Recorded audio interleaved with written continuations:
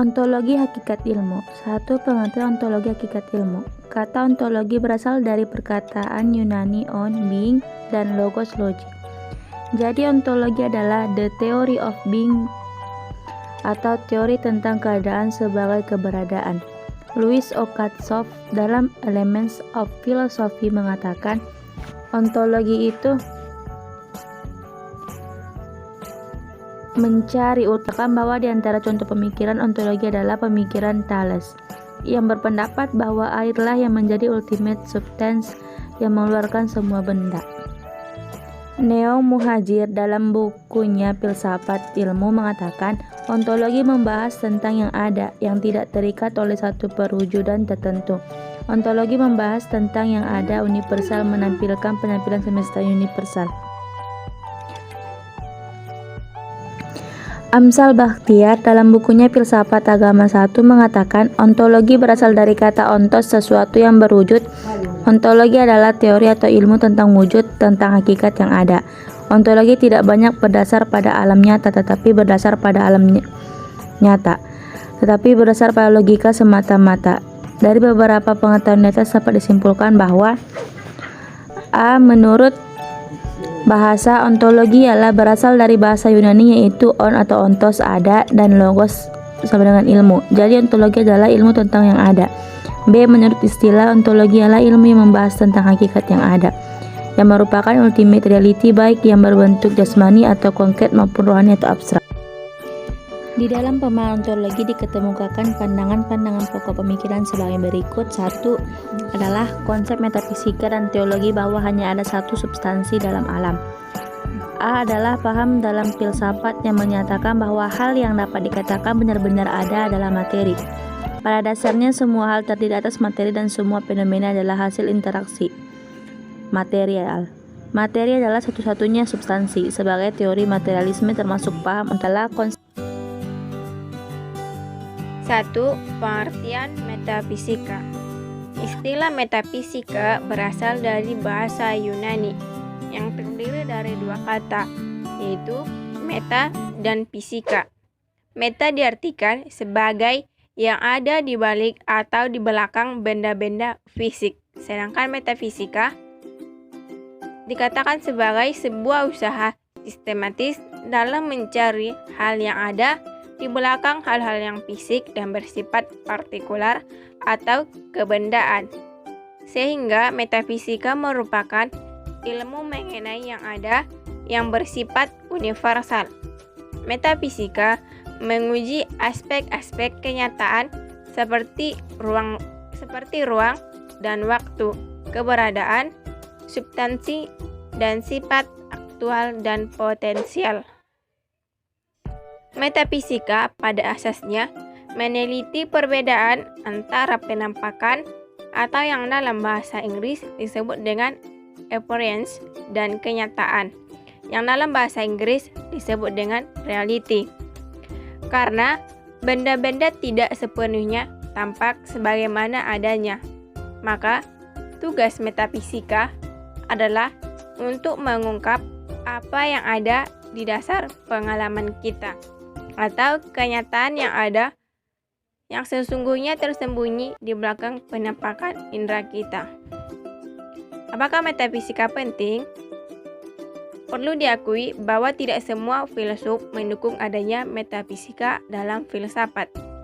Ada sejumlah filsuf yang sangat menentang metafisika. Sebut saja misalnya Auguste Comte, seorang filsuf yang berasal dari Prancis dan sekaligus tokoh positisme.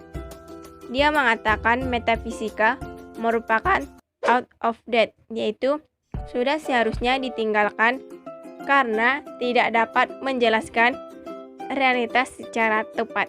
Sedangkan menurut pendapat filsuf lain, yaitu Constantius pada tahun 1968 memerinci beberapa alasan mengapa metafisika penting.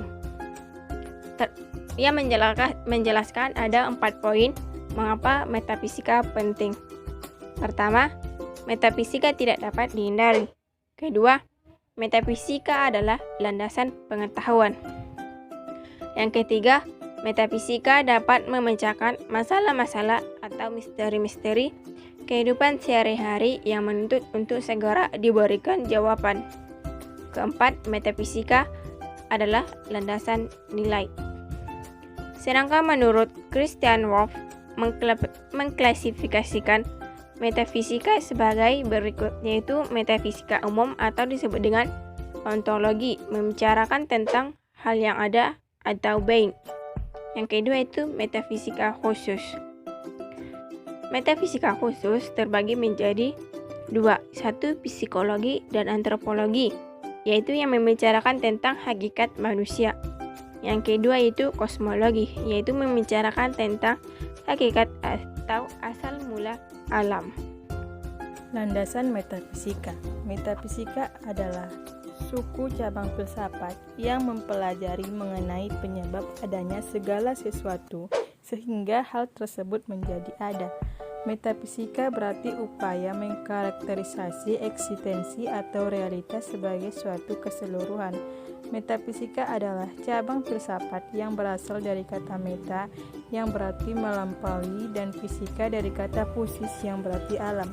Kajian mengenai metafisika umumnya berporos kepada pernyataan mendasar mengenai keberadaan dan sifat-sifat yang meliputi realitas yang dikaji. Tujuan utama kajian metafisika adalah pemahaman mengenai struktur dasar dan prinsip-prinsip realitas. Dengan pemahaman dan pandangan filsafat yang beragam, pemahaman metafisika dapat menjadi sesuatu yang khusus yang umumnya mencakup pembahasan yang kaya. Muncullah pertanyaan, apa hubungan manusia dan metafisika?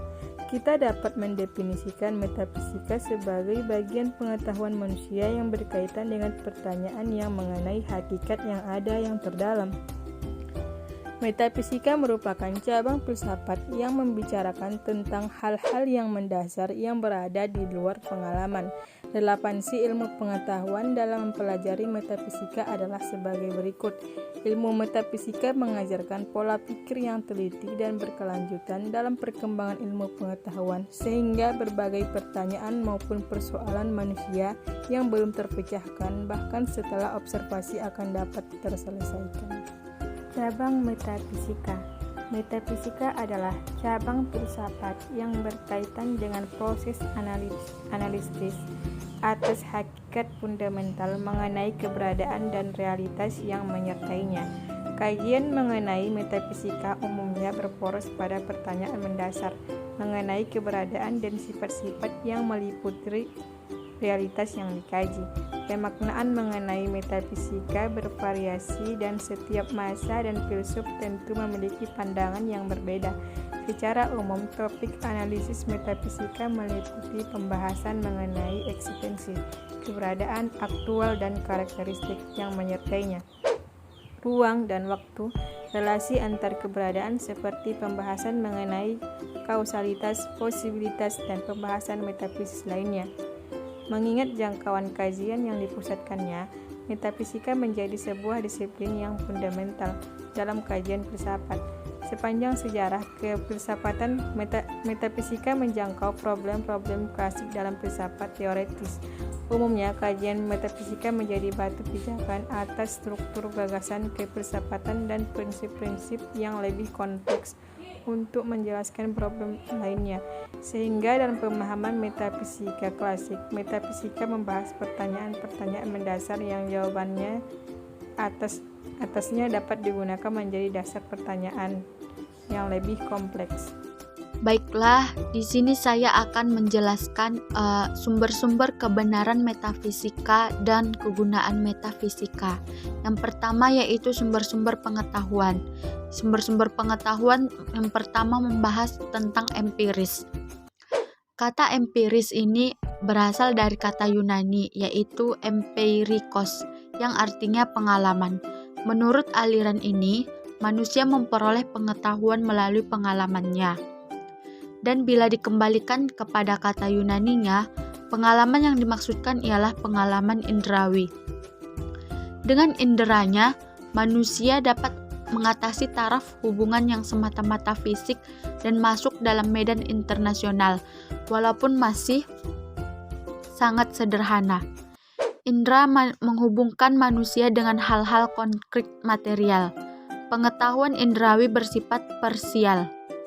Itu disebabkan oleh adanya perbedaan antara indera yang satu dengan indera yang lainnya, berhubungan dengan sifat khas psikologis indera dan dengan objek yang dapat ditangkap. Sesuai dengan masing-masing indera menangkap aspek yang berbeda mengenai barang atau makhluk yang menjadi objeknya. Jadi, pengetahuan indrawi berada menurut perbedaan indera yang terbatas pada sensibilitas organ-organ tertentu. Yang kedua yaitu rasionalisme. Aliran ini menyatakan bahwa akal adalah dasar kepastian pengetahuan. Pengetahuan yang benar diperoleh dan diukur dengan akal. Manusia memperoleh pengetahuan melalui kegiatan menangkap objek. Dalam penyusunan ini, akal menggunakan konsep-konsep rasional atau ide-ide universal. Konsep tersebut mempunyai wujud dalam alam nyata yang bersifat universal. Yang dimaksud dengan prinsip-prinsip universal adalah abstraksi dari benda-benda konkret, seperti hukum kausalitas atau gambaran umum tentang benda tertentu. Sebaliknya, bagi empirisme hukum tersebut tidak diakui. Para penganut rasionalisme yakni bahwa kebenaran dan kesesatan terletak dalam ide dan bukunya di dalam diri barang sesuatu. Jika kebenaran mengandung makna mempunyai ide yang sesuai atau yang menunjukkan kepada kenyataan, kebenaran hanya ada di dalam pikiran kita dan hanya dapat diperoleh dengan akal budi saja. Selanjutnya yaitu intuisi. Intuisi menurut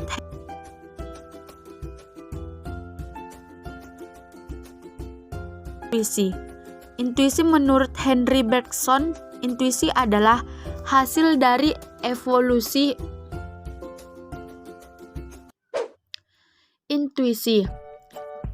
Selanjutnya yaitu intuisi. Menurut Henry Bergson, intuisi adalah hasil dari evolusi pemahaman yang tertinggi. Ia mengatakan bahwa intuisi adalah suatu pengetahuan yang langsung, yang mutlak.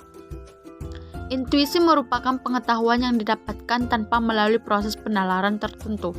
Seseorang yang sedang terpusat pemikirannya pada suatu masalah tiba-tiba saja menemukan jawaban atas permasalahan tersebut.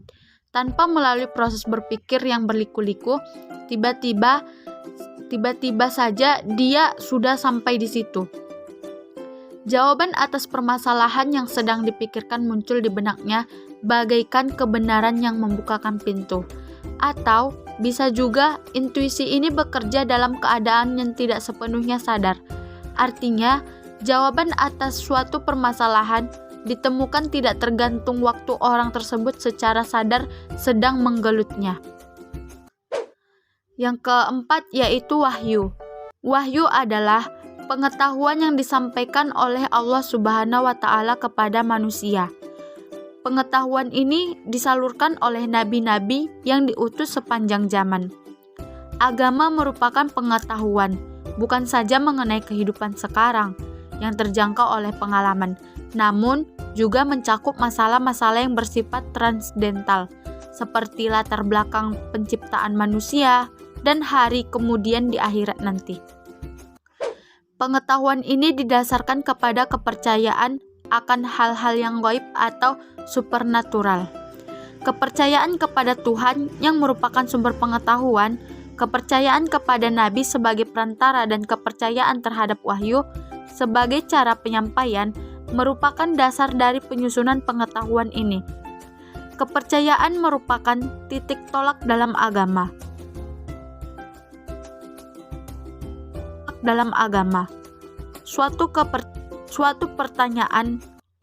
Suatu pernyataan harus dipercaya dulu untuk dapat diterima. Pernyataan ini bisa saja selanjutnya dikaji dengan metode lain. Kegunaan metafisika. Yang pertama, media pengobatan penyakit. Yang kedua, media perlindungan diri dari serangan fisik. Yang ketiga, media perlindungan diri dari serangan non-fisik. Yang keempat, media peningkatan kepekaan dan pengendalian diri. Yang kelima, pengendalian cuaca. Yang keenam, pengendalian massa.